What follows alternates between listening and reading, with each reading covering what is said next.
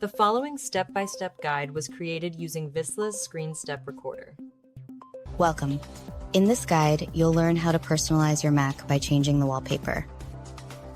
Start by clicking the System Settings icon in your dock to open the System Settings app and begin customizing your Mac. In the System Settings window, find and select Wallpaper from the left sidebar to access your wallpaper customization options. Browse through the available wallpapers and click on your favorite image to instantly set it as your new desktop background. And you've successfully changed your Mac's desktop wallpaper.